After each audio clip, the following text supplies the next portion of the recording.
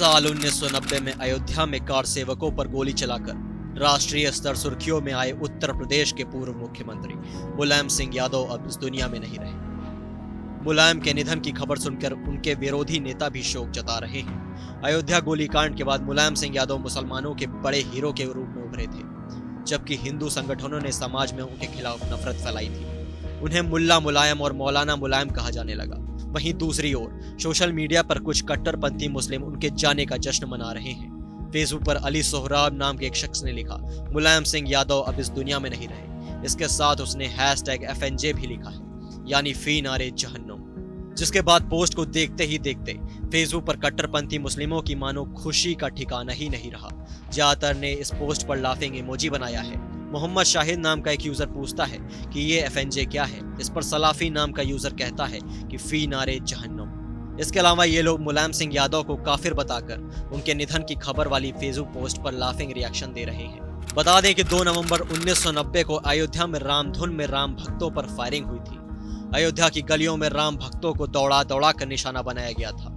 3 नवंबर 1990 को एक रिपोर्ट में लिखा गया, राजस्थान के श्री गंगानगर का एक कार सेवक जिसका नाम पता नहीं चल पाया है, गोली लगते ही गिर पड़ा और उसने अपने खून से सड़क पर लिखा सीताराम। पता नहीं ये उसका नाम था या भगवान का स्मरण, मगर सड़क पर गिरने के बाद भी CRPF की टुकड़ी ने उसकी खोपड़ी पर 7 गोलियां मारी। राम भक्तों के इस नरसंहार के बाद मुलायम को मौलाना मुलायम का तमगा हासिल हुआ। इस गोली कांड के बाद मुलायम देश भर में मुसलमानों के पसंदीदा नेता बन गए थे। हालांकि इस घटना के बाद राम मंदिर आंदोलन की कमान संभालने वाली बीजेपी को संजीवनी मिली। इसी गोली कांड को भुनाकर बीजेपी पहली बार 1991 यूपी की सत्ता में आई। लेकिन यह भी सच्चाई है कि राम मंदिर आंदोलन को दबाने की कोशिश करने वाले मुलायम सिंह यादव भी उसी गोली कांड की बदौलत एक बड़े राष्ट्रीय नेता के तौर पर उभरे थे। आपको बता दें, मुलायम सिंह यादव ने बतौर मुख्यमंत्री 1990 में अयोध्या में कार सेवकों पर गोली चलवाई थी। उनका ये फैसला उनके राजनीतिक जीवन का सबसे बड़ा और विवादित फैसला रहा है। उस समय देश में बड़े पैमाने पर बने सांप्रदायिक माहौल में लालू प्रसाद यादव और मुलायम सिंह यादव के बीच मुसलमानों का बड़ा हमदर्द बनने की होड़ थी। लाल कृष्ण आडवाणी अयोध्या में राम मंदिर बनाने के हक में माहौल तैयार करने के मकसद से सोमनाथ से अयोध्या तक की रथ यात्रा पर निकले हुए थे। लालू प्रसाद यादव ने 23 अक्टूबर को बिहार में आडवाणी को गिरफ्तार करके उनकी रथ यात्रा रोक दी थी। इस कदम से वो मुसलमानों की खूब हमदर्दी बटोर रहे थे।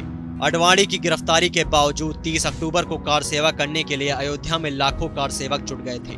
बेकाबू कार सेवकों पर गोली चलवाकर मुलायम सिंह यादव मुसलमानों के बीच बड़े हीरो बन गए थे। बताते चले कि 1992 में बाबरी मस्जिद गिरने के बाद मुल्ला मुलायम वाली छवि ही मुलायम के काम आई।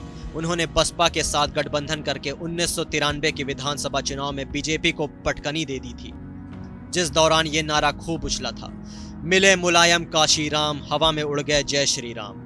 आपको बताते चलें कि 2002 में अटल बिहारी वाजपेयी को डॉक्टर APJ अब्दुल कलाम को राष्ट्रपति बनाने की सलाह देकर उन्होंने गजब का एक राजनीतिक दांव चला था। इससे राष्ट्रपति के चुनाव में विपक्षी एकता ताश के पत्तों की तरह बिखर गई थी।